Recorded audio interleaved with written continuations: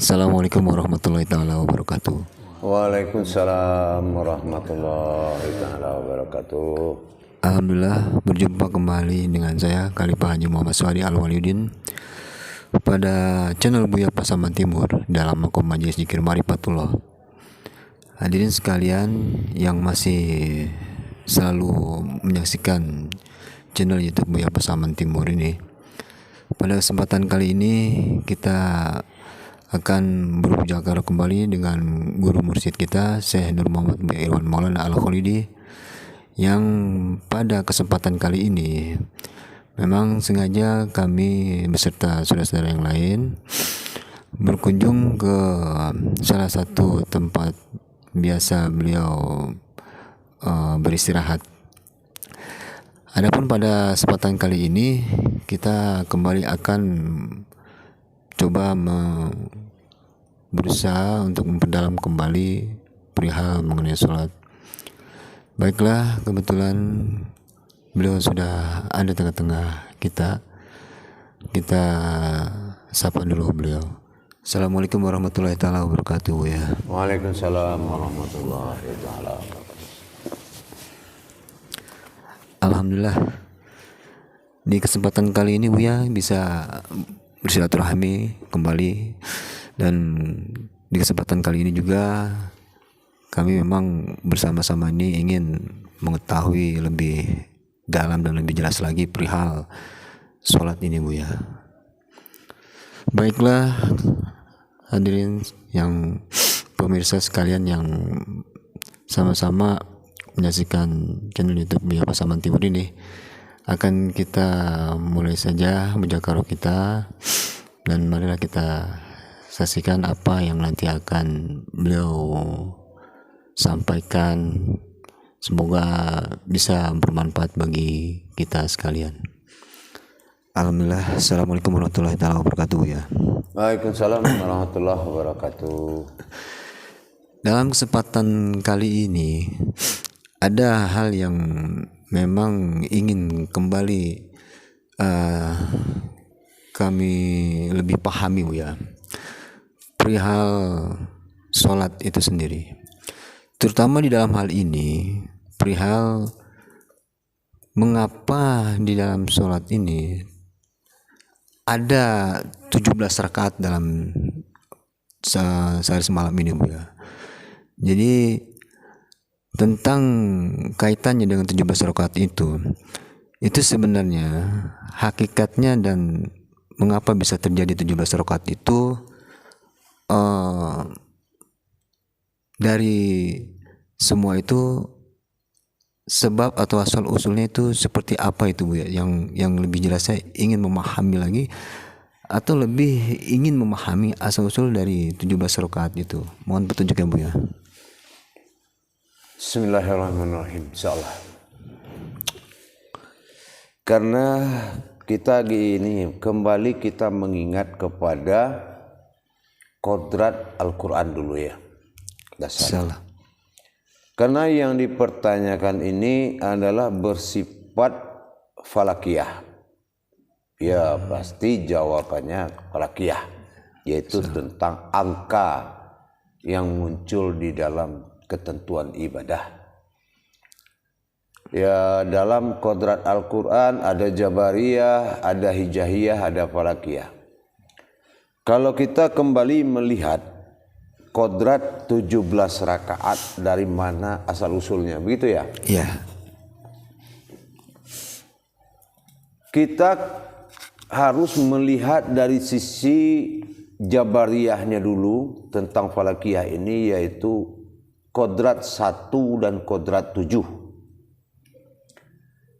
Kalau dikatakan kodrat 1 pastilah Tuhan bersifat pastilah dalam kalam bernama Allah, itulah kodrat. Dan kedua, kodrat ini kembali kepada yang menyembah pada sifat. Allah mengkodratkan yang menyembah itu selain dari dirinya dinamakan kodrat sifat. Sifat itu ada 7. Selalu.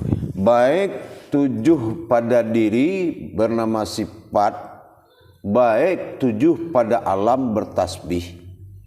Yang namanya kodrat daripada 7 adalah sifat daripada umat. Kalau kita tingkatkan umpamanya dalam bentuk kajian solat, bersifatlah aku pada diriku sendiri, satu. Yang kedua, diperdalam lagi dalam bentuk kajian kodrat ketuhanan pada diri, hanya diriku yang bersifat kepadaku sendiri.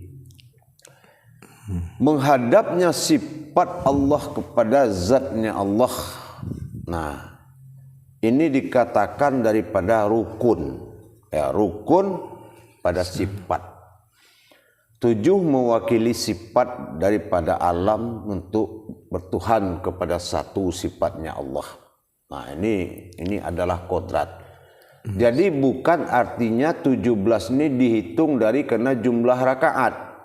Nanti jumlah rakaat itu nanti dia akan dipecah nanti dari kodrat dari hasil 17 ini. Nah, kenapa? 17 dia akan berjumlah 8. Nah, ini yang menyembah. Dari mana yang 7 itu? Nah, kita lihat. 1 tambah 7 itu 8. 8 itu hijriahnya 20. Yeah. Nah, ini dikatakan 20 itu apa? Itulah sifat hakikat daripada sifat 20 Allah pada diri. Yeah. Nah, gitu. Jadi sifat daripada God. Di mana dikatakan hijriahnya 5? Ya, ya, jam 17 adalah jam 5. Nah, 5 ini kodrat tauhid. Nah, ini mungkin saya sedikit agak panjang menerangkan, ya. 5 ini kodrat tauhid. Nah, jam 5, jam 17. Nah, 5 langkah daripada sifat Masehi itu kodrat daripada Adam. 17, nah ini kodrat hakikat 17 itu 178 kodrat hakikat pada diri, langkahnya hijriyah, makomnya Muhammad. Nah gitu. Jadi perjalanan Masehi dan hijriyah, perjalanan kodratnya zahir dan batin. Itu dilengkapi itu dari makna 17 itu semuanya lengkap. Nah, bersifat 20 dia hitungannya tadi. Begitu. Jadi kalau dilihat dari proses kejadiannya, ini berkaitan sekali dengan perhitungan. Yang mana perhitungan ini kan pernah Buya sampaikan bahwasannya kalaulah masuk ke kaji pembahasan Al-Quran yang dikunci dengan perhitungan gitu Buya. Apakah memang ini juga ada kaitan ke situ Buya dengan falaki atau perhitungan ini Buya? Sehingga sulit sekali atau sepintas mudah, tapi ternyata setelah dikaji lagi ternyata lebih dalam lagi pengertian tentang rakaat ini Buya, seperti yang tadi Buya sampaikan itu. Iya, begitu. Jadi angka 17 ini itu bisa menerjemahkan setinggi-tingginya kajian tauhid. Ini kesaktiannya.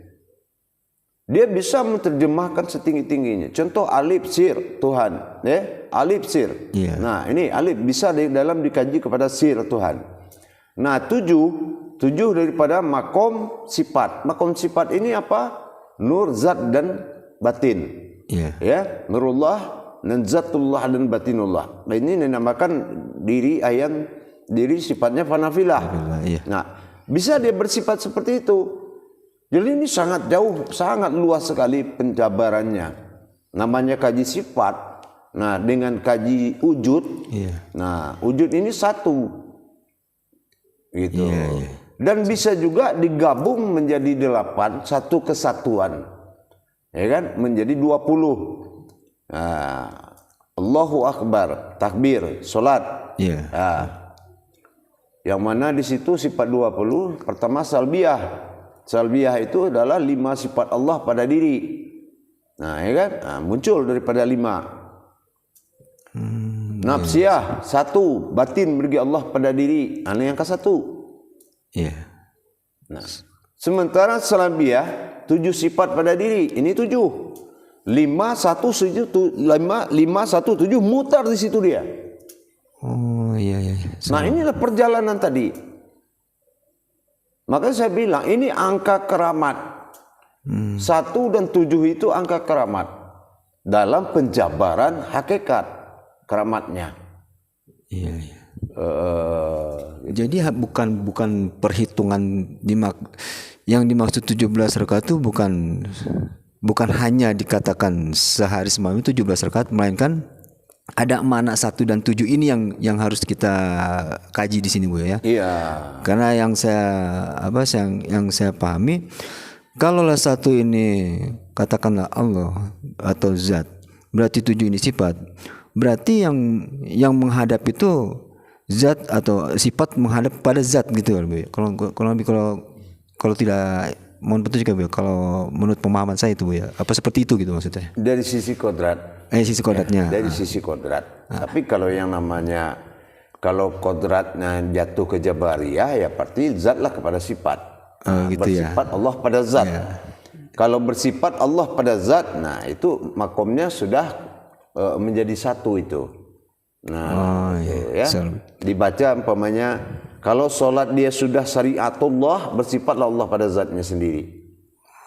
Kalau sholatnya itu syariatul Nabi, menghadap sifat kepada zatnya Allah.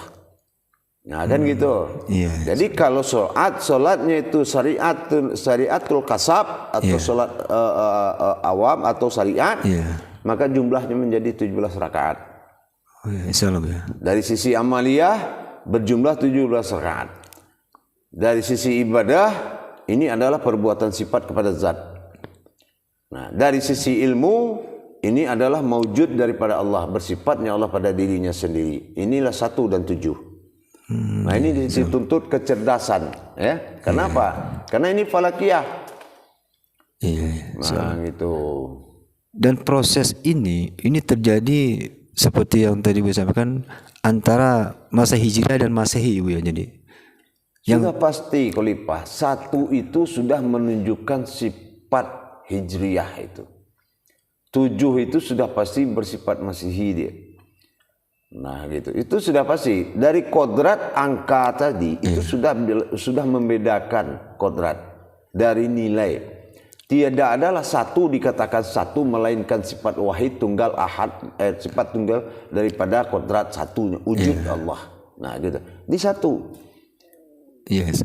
Cuman ini Bu ya, adanya penempatan di antara Masehi dan Hijrah ini bisa ketemu di posisi Zuhur, atau di situ kan ada 12 Bu ya.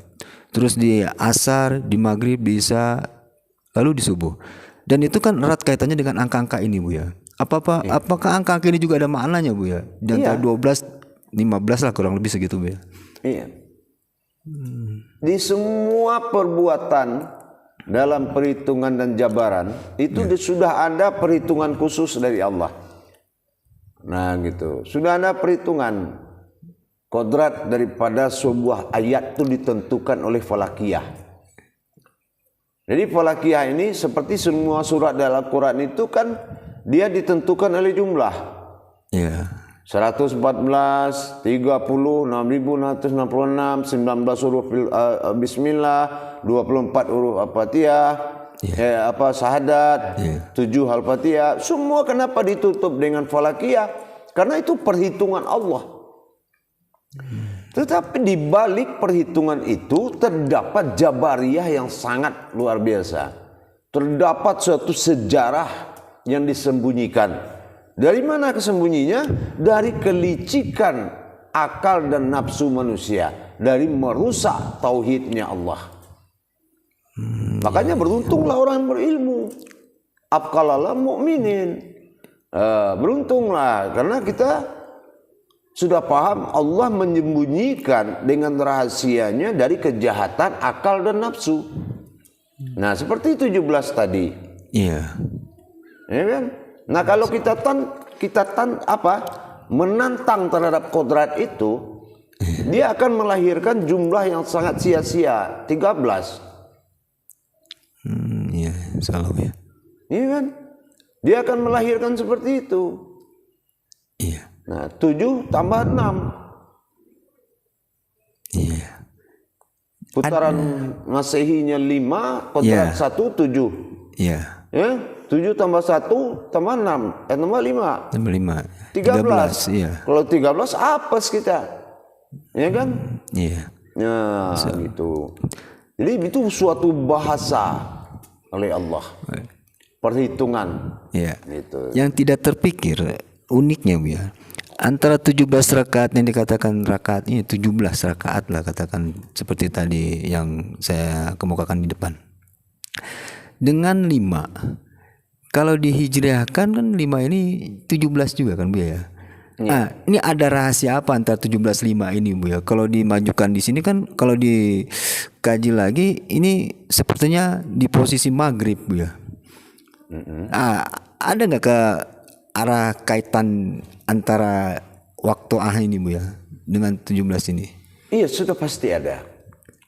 Karena disambut oleh angka 18, 6, ya kan? Itu sudah ada kaitan dia semua itu. Karena itu perhitungan Allah. Gitu, ya kan?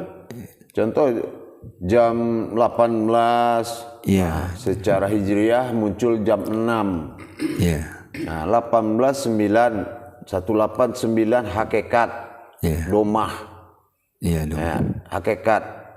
Hakikat daripada alam, hakikat daripada mati. Ya kan? Hakikat daripada mati yaitu yang tidak pernah mati. Nah, inilah 3. Adanya 3 rakaat ahadah, wahadah, wahadiyah. Hadirnya kodrat daripada Adam, Nuh, Muhammad dan kodrat daripada Allah menjadikan solat maghrib itu husto, solat besar. Nah, gitu. Jadi kalau kita baca dari rakaat tadi 5 17, nah artinya 1 7 1 adalah sifat kodrat daripada Allah. Wujud 7 daripada sifat manawiyah menghadap kepada sifat salbiyah pada 5 di dalam satu sir daripada nafsiyah. Nah, gitu ya. Iya.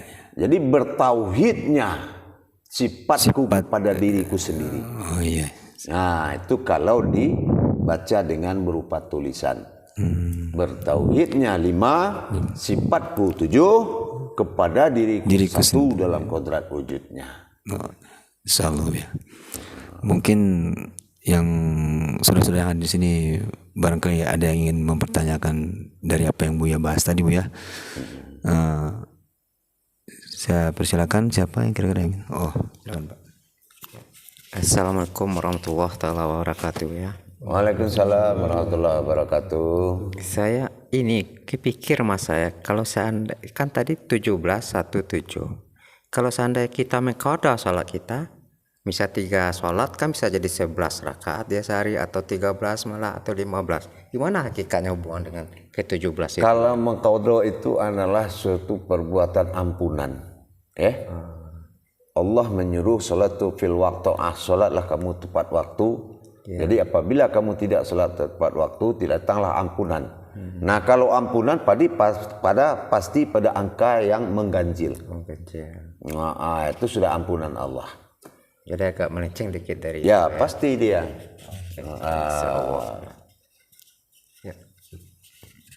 Ada lagi yang ingin bertanya? Pak Hasan, silakan. Assalamualaikum warahmatullahi wabarakatuh ya. Waalaikumsalam warahmatullahi taala wabarakatuh. Ini tentang alam bertasbih ya.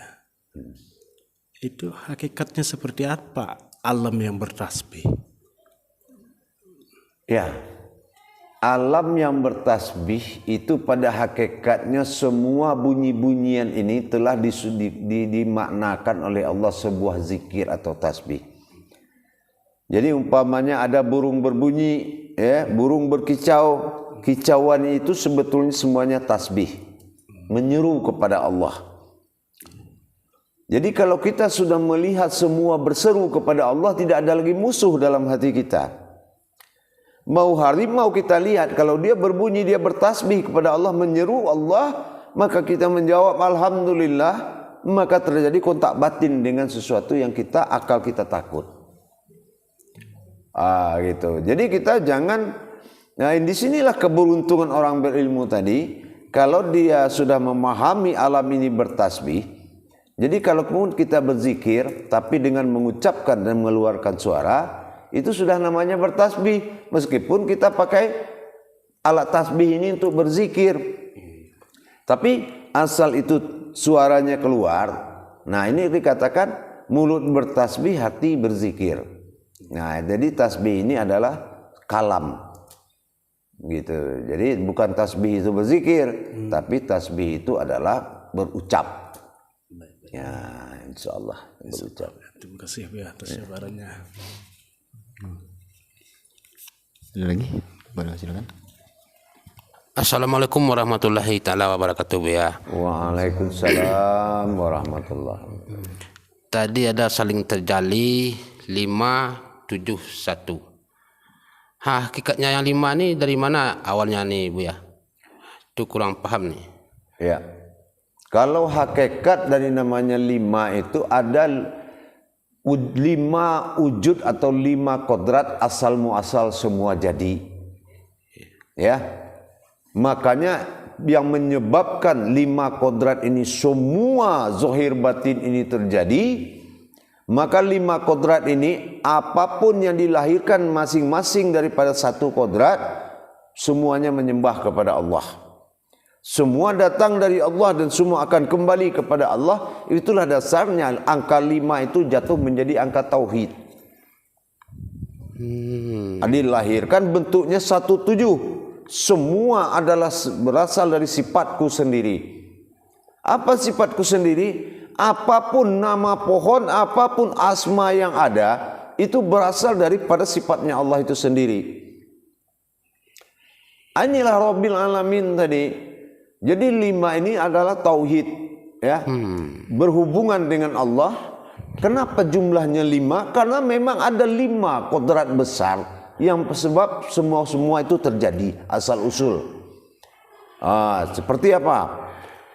Asal usul daripada alam, jasad daripada diri, ya.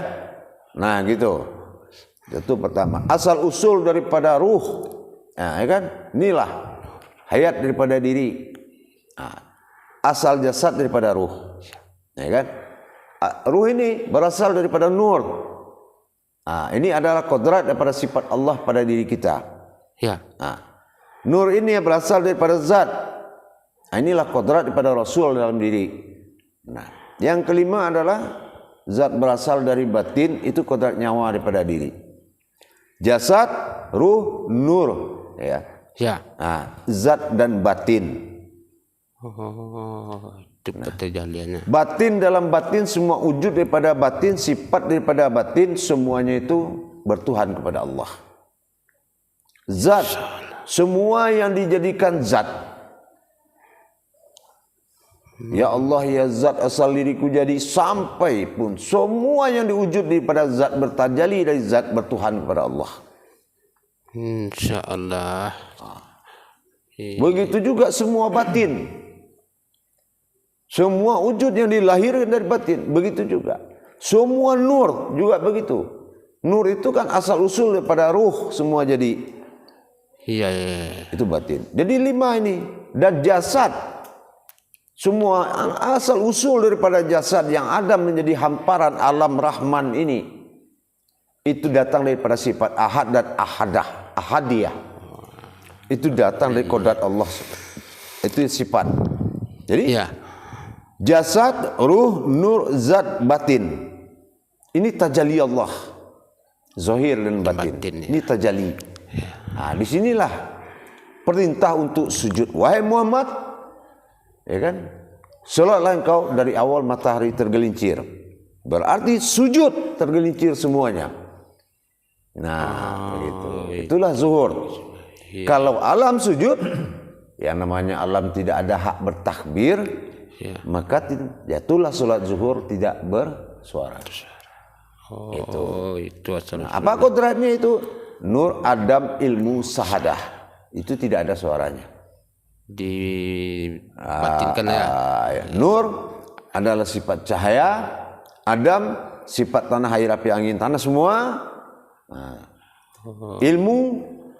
Ilmu ma'rifat tidak bersuara. Iya, iya, iya. Nah, syahadah itu sifat tidak bersuara. Nah, makanya sholat zuhur disirkan. Iya, iya, iya. Insya Allah, alhamdulillah, luar biasa nih. Terima kasih Bu ya. Assalamualaikum warahmatullahi wabarakatuh. Waalaikumsalam warahmatullahi wabarakatuh. Bu ya, saya masih penasaran yang tadi Bu ya. Misal kayak orang yang diampunin tadi, orang sakit. Jadi hakikatnya tetap 7 menghadap 1 atau gimana? Misal orang sakit yang duduk atau tidur aja. Yang sakit itu kodratnya berasal dari 7. Itu sifat Allah. Yang sifat itu artinya apa? Dia telah menjadikan keumatan dirinya dalam 7 kodrat. Dalam 7 kodrat. Nah, apa yang dikatakan 7 kodrat? Kodrat, iradat, ilmu, sama, basar, kalam, hayat. Ini ada nggak yang bisa sakit dengan 7 ini? Enggak. Nah, berarti sholat itu wajib. Ya. Nah, karena yang sholat itu adalah sifatnya sendiri. Ya kan? Nah, itu. Enggak, maksud saya tadi yang dihitung 17 itu 7. Jadi bukan dihitung 17 rakaat lagi dah kalau dia Kalau tidur. kita sudah tahu duit memang 17 ceritanya. Ini cerita falakiyah. Tidak 17, 1 dan 7. Itu dan 7. Jadi kalau kita mengkaji falakiyah sama dengan 6.666. Kenapa enggak rupiah aja belakangnya? Ya kan? Bukan 6.600 Ya, itu sudah bahasa daripada amaliyah. Nah, kalau bahasa agama terjadi daripada 6 masa. Nah, 6 masa pertama ada kulit, daging, urat, tulang. 6 masa kedua daripada air, api, angin dan tanah. 6 masa daripada ketiga adalah dunia, akhirat, jabarut, malakut. 6 masa daripada sifat, daripada nur, nurullah, nur Muhammad, nur Allah. Ya kan? Kita harus paham itu. Jadi itu yang dijabarkan oleh 114 itu. Dari 4 angka 6 yang muncul di dalam itu ada 4 lagi. Karena dia ada 4 angka 6-nya, masing-masing angka 6 itu ada menyembunyikan 4 jabariyah yang dituangkan oleh Al-Quran. Itulah yang membuat surat itu 114. Nah, apa arti 114? 114. Apa yang dikatakan 14? 1 sirbahat ahad Allah daripada sifat nyata, 1 wahid daripada sifat tunggal, 4 daripada sifat daripada alam. Jumlahnya tetap 6, 114. Ya ingat, ini kalau falakiyah mengajar kita pintar, jabariyah mengajar kita beriman, hijahiyah mengajar kita berilmu. Nah, itulah kodrat, 3 kodrat pembacaan Al-Quran tadi. Ya, insyaallah ya. Nah, insyaallah. Ada lagi Bapak? Pak Aris mau bertanya? Silakan. Assalamualaikum warahmatullahi wabarakatuh. Waalaikumsalam warahmatullahi wabarakatuh. Saya ingin lebih mendalami masalah ilmu sifat wajib 20 bagi Allah itu. Sifat wajib 20 insyaallah. Jadi sesungguhnya hakikat daripada sifat 20 daripada Allah ini kan dibagi 4. Sifat nafsiyah, salbiyah, nafsiyah, ma'ani, ma'nawiyah. Apa hubungannya dengan angka 17 dari ilmu falakiyah itu Bu ya? Kaitannya bagaimana itu antara sifat-sifat yang tadi itu ya? Ya. Terima kasih Bu ya. Insyaallah. Jadi yang dikatakan 17 itu 1 tambah 7 8. 8 batang tulang, 8 surat yang panjang di dalam Al-Quran. Ya, makanya dikatakan riwayat terpanjang adalah riwayat daripada 8. Nah gitu.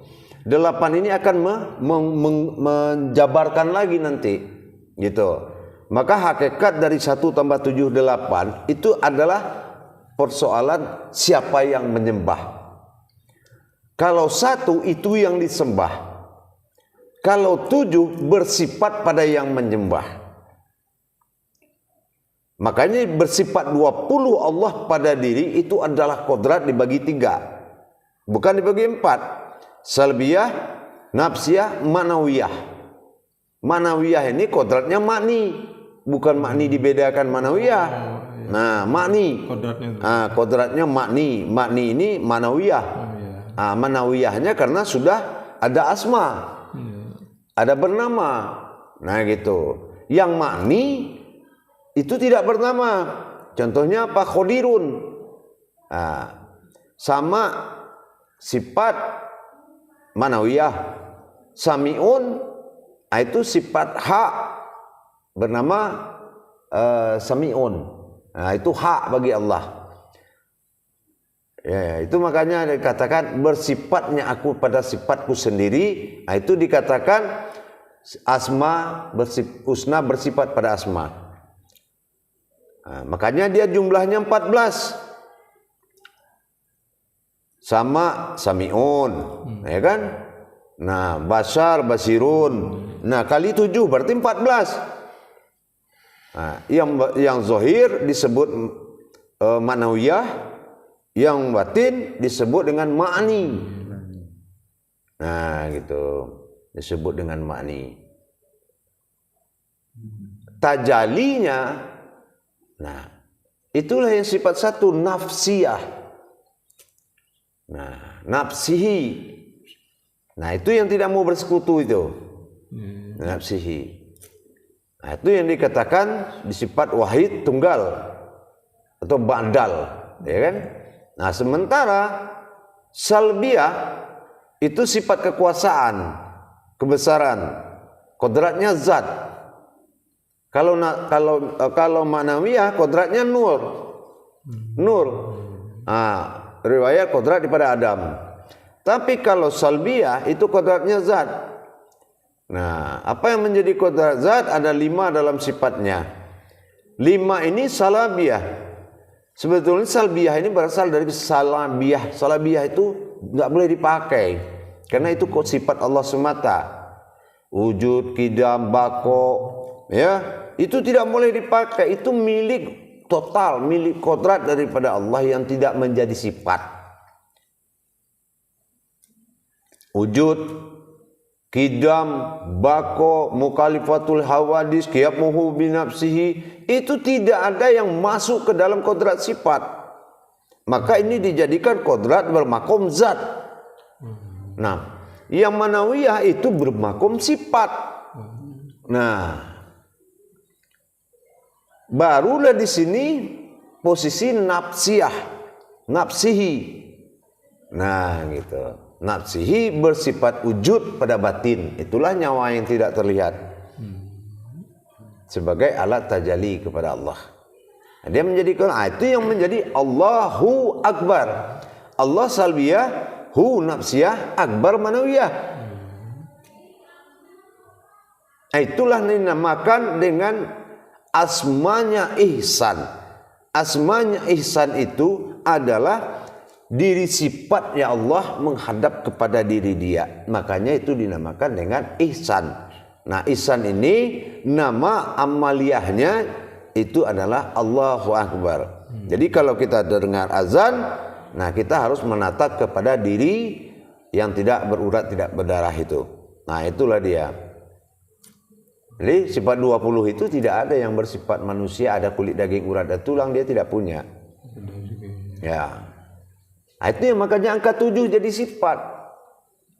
Nah, kapan berdirinya menyembah Allah? Setelah bertajalinya batin Allah dalam Al-Fatihah. Barulah wujud sebuah wujud yang belum tidak bernama. Nah, itulah amin.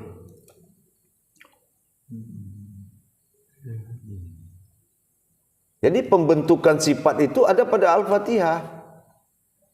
Nah, itu masih 7. Makanya Al-Fatihah itu berjumlah 7, bukan ayatnya berjumlah 7. Nama kodratnya selain dari Allah itu sifat. Sifat itu ada 7 kodrat. Oh, jadi bukan ayat itu ya? Bukan. Ya, nah kalau kita ditulis sudah lau mahfuz di kertas ya namanya ayat. Ya kan gitu. Nah, kodrat umul Al-Quran. Kalau kita dari sisi ayat, bagaimana kita mencari 114 di dalam Al-Fatihah? Ayatnya aja 7, yang mau masuk 6.666. Iya kan? Gimana mencarinya? Nah, cuma kodratnya sifat. Kenapa? 6.666 terhimpun kepada 30 juz, 30 juz terhimpun kepada 7 Al-Fatihah. Nah, inilah ummul Al-Quran. Nah, Al-Fatihah ini terhimpun ke dalam bismillah. Nah, bismillah itu apa? 7 Al-Qudratnya Al-Fatihah, 4 Rahman, 3 Rahim. Nah, tempat Allah bertajalli. Kan? Nah, bismillah baru terhimpun kepada alif. Nah, kenapa alif dihimpunnya? Karena alif yang mensirnakan semua ayat itu. Makanya alif tidak terlihat dalam bismillah. Nah, alif terhimpun kepada titik, ya kan? Nah, titik itu asal mula jadi. Titik itu apa namanya? Wujud. Wujud itu ada. Nah, kalau kita lihat bagaimana hakikat bertuhan dalam syahadat tadi, kalau hakikat bertuhan pada kodrat berarti jatuh 24 huruf syahadat. Ya kan? Nah, itulah dia. Nah, kalau hakikat bertuhan di dalam masa insan atau ibadah jatuh kepada solat 5. Nah, coba kalau 24 kurang 5, jumlahnya 19. Artinya harus dikaji lagi. Kita harus kembali kepada Al-Quran untuk mencari kebenaran Tuhan dan diri. Jadi nggak sampai di yang sifat 20-nya aja Bu ya, mesti dikaji lagi. Iyalah, itulah ya kan. Jadi kalau dibilang bersifat itu sama kayak kita melihat cabai. Nah, cabai ada warnanya merah, tapi siapa tahu pedasnya dari mana? Ya kan? Nah, itulah iman ma'rifat. Kalau kita sudah mengakui cabai itu pedas, berarti di dalam wujud itu ada kodrat.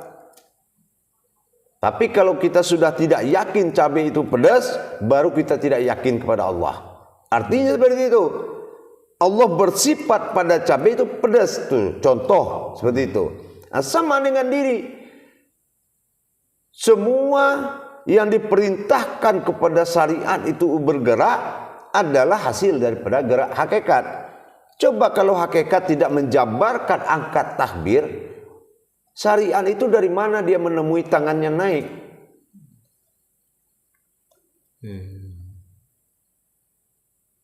Nah, begitu juga di saat dia berpulang kepada Allah. Nah, ternyata ilmu solat ini dipakai oleh sebuah mayat melipat tangan. Tapi tahu nggak mana melipat tangan itu apa? Di saat dikala kodratnya menjadi seorang mayat.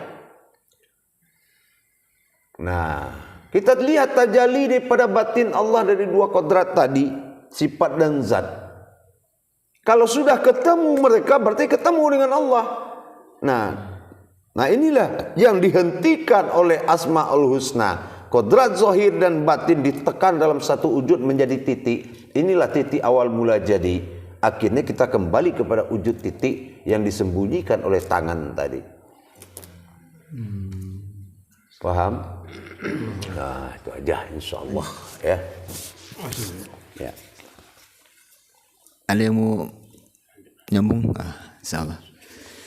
Jadi dari bahasan yang tadi Buya sampaikan tentang 17 rakaat, kembali ke 17 rakaat ini Buya, saya memahaminya terjadinya di dalam 5 waktu ini hubungan atau tauhid antara kodrat-kodrat ini.